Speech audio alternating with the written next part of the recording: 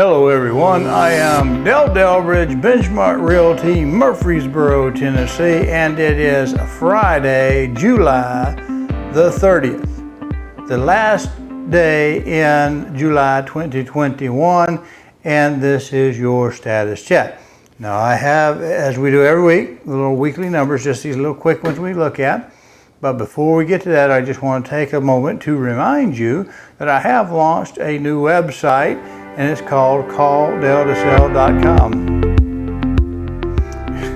Well, that may have been a little bit of overshooting the net, putting all that up there, but we'll get by with that if you don't mind. Anyway, I have a little something I want to bring to you. Again, this week happens to come from the Economist blog, and I'd like for you to pay attention to this. It's only about a minute and a half, but when I show you this, I want you to see if you pick up on two things. I want to ask you about them when we get back.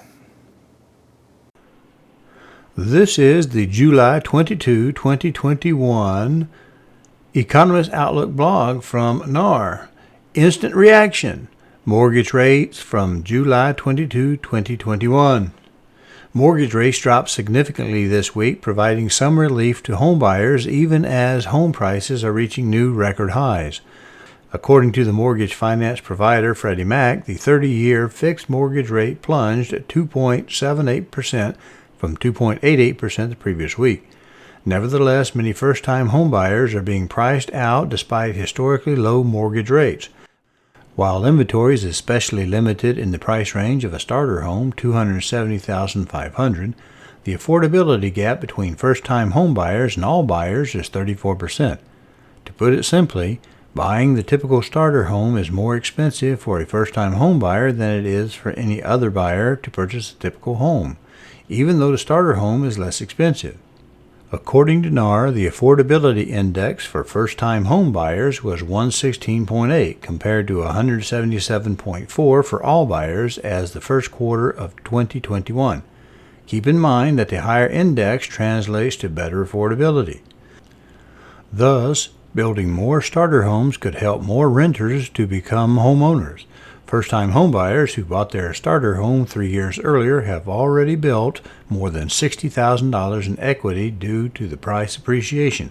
Now, this is from Nadia Evangelou, the senior economist and director of forecasting with the National Association of Realtors blog. All right. Now, the two things I wanted you to notice, and I don't know if you did, was, first of all, there is a difference, according to the blog, for first-time homebuyers. Their relative index is a little bit lower, meaning it's a little harder for first-time homebuyers to buy a house. Who would have thought that buying something as expensive and as massive as a house would be difficult the first time you do it? Now, it's not always because of the knowledge. It's just a lot of times it's income versus debt and all that other stuff that goes with it, and sometimes it's really hard to build much as you jump from renter to owning.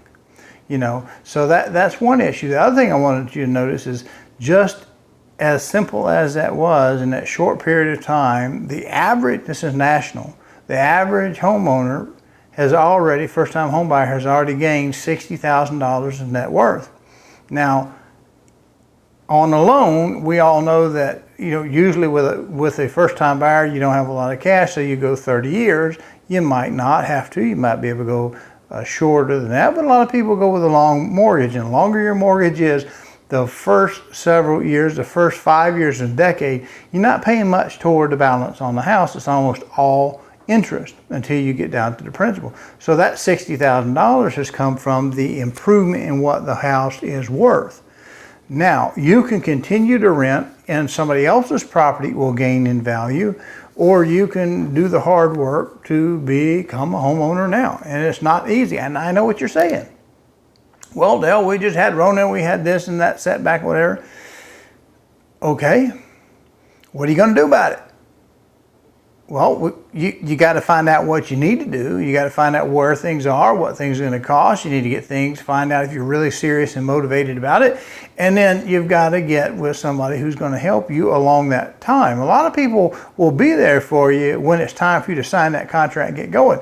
Who's going to be there from you on the beginning to kind of get you in shape? Now, I have the tools to help get you educated, and I would like to do that. If you're not familiar with it, it's like anything else. Until you do it, you really can't imagine what it's like until you've been there. So first-time home buyers are tough. They are tough, and they're hard for a lot of people to get in there, but you always start with your very first step. When you were a baby, you crawled before you walked. You got to get started. And same thing with a home buyer. You may start with that smaller starter home, whatever it might be, something you can afford, and as you build a little bit of wealth and the value of it comes up, if you play your cards right and are wise and frugal with your money, you can transition into a nicer, bigger home, maybe in a little different part of town or wherever you want to go in a few years. And that's how most of us do it. It's what we call the housing ladder. And it just means you start with the baby rung and the next rung and the next rung and the next rung as far as you go up. So all you lack is in finishing is getting started. So you need to call Dell to buy. Now I know I normally use my tagline of call Dell to sell, but that's because it rhymes, and call Dell to buy doesn't rhyme nearly as sweetly as that. But I have your numbers, and let's just say we do this for Trek like we do every week. Hello, I'm Dell Delbridge of Benchmark Realty, Murfreesboro, Tennessee.